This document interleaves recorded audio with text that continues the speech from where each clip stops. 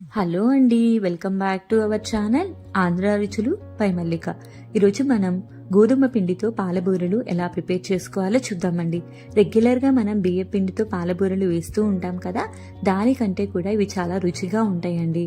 And చాలా సాఫ్ట్గా ఉంటాయి. పళ్ళు లేని ముసలి వాళ్ళైనా సరే తినేంత సాఫ్ట్గా ఉంటాయి అన్నమాట. ఇంకెందుకు ఆలస్యం, దీన్ని ఎలా ప్రిపేర్ చేసుకోవాలో చూద్దాం పదండి.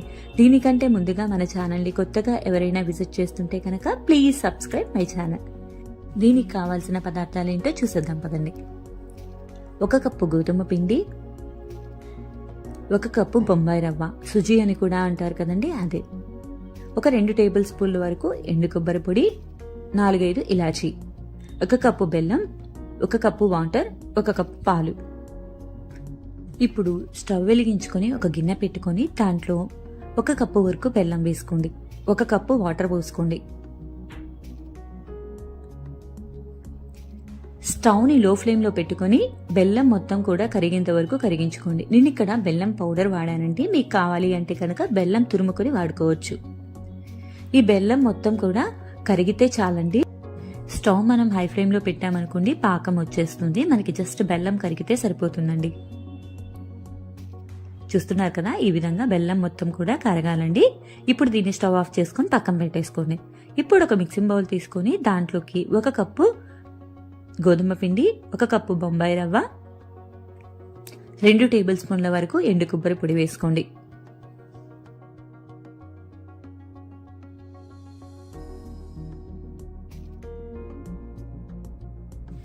దీంట్లోనే ఒక చిటికెడంతా ఉప్పు వేసుకోండి.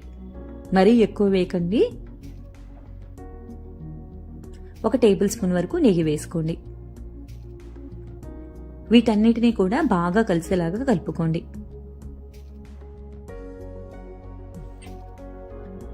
ఇలా మొత్తం కలిసిన తర్వాత మనం కరగబెట్టుకున్న బెల్లం వాటర్ని కూడా ఇలా జల్లెడ సహాయంతో వేసుకోండి. లోపల ఏమైనా డస్ట్ కానీ ఏమైనా ఉంటే కనుక పోతుందండి ఇలా వేయడం వల్ల.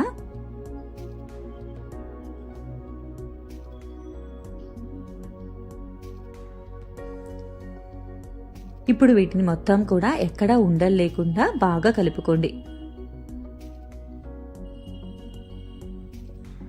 చూస్తున్నారు కదండి, ఈ విధంగా బాగా కలుపుకోండి.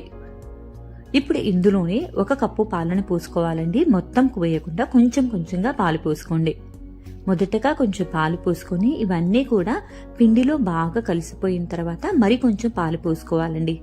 ఆ విధంగా పాలని కొంచెం కొంచెంగా యాడ్ చేసుకుంటూ ఎక్కడా ఉండలు లేకుండా కలుపుకోవాలి. చూస్తున్నారు కదండి, ఇప్పుడు పాలు మొత్తం కూడా ఇంకిపోయినాయి కదా. ఇప్పుడు మరి కొంచెం పాలను యాడ్ చేసుకొని కలుపుకోండి. ఇదే విధంగా బాగా కలుపుకోవాలండి.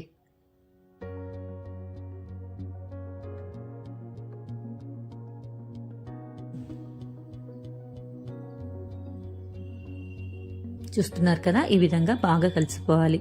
ఇప్పుడు ఇందులోనే ఒక 4 ఇలాచీలని పైన తొక్కు తీసుకొని లోపల సీడ్ పార్ట్ని కొంచెం మెత్తగా రుబ్బుకొని ఈ విధంగా వేసుకోండి. ఇవి మొత్తం కూడా బాగా కలిసేటట్టు కలుపుకోండి.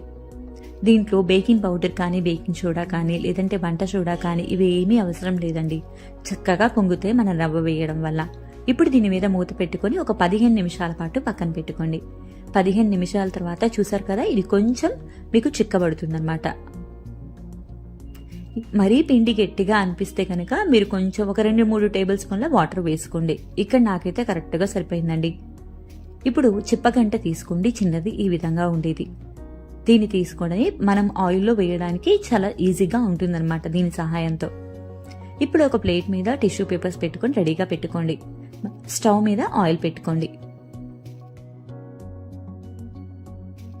ఆయిల్ బాగా వేడైన తర్వాత మాత్రమే మనం బూరెలు వేసుకోవాలండి.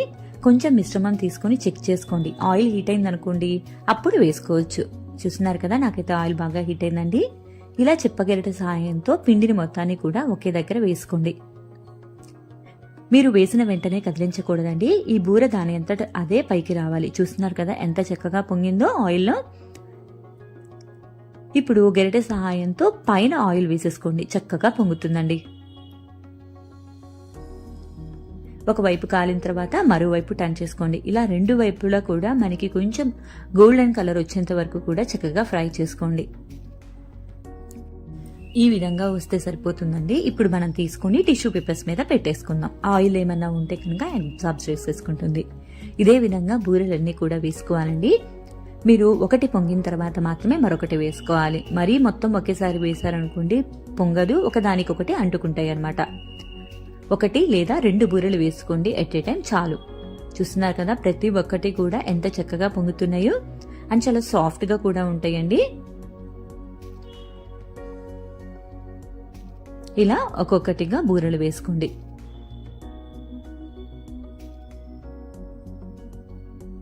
అంతేనండి, ఎంతో టేస్టీగా ఉండే పాల బూరెలు రెడీ అయిపోయినాయి. మీరు కూడా ఒకసారి ట్రై చేసి ఎలా వచ్చిందో కామెంట్ చేయండి. అండ్ మీకు కనుక ఈ వీడియో నచ్చినట్టయితే మీ ఫ్రెండ్స్ అండ్ ఫ్యామిలీకి షేర్ చేయండి. అండ్ మరిన్ని ఇలాంటి హెల్దీ అండ్ టేస్టీ రెసిపీస్ కోసం మన ఛానల్ని సబ్స్క్రైబ్ చేసుకుని కింద ఉన్న బెల్ బటన్ని ప్రెస్ చేయండి. మరొక హెల్దీ అండ్ టేస్టీ రెసిపీతో మీ ముందుకు వస్తానండి. అప్పటి వరకు కూడా బై.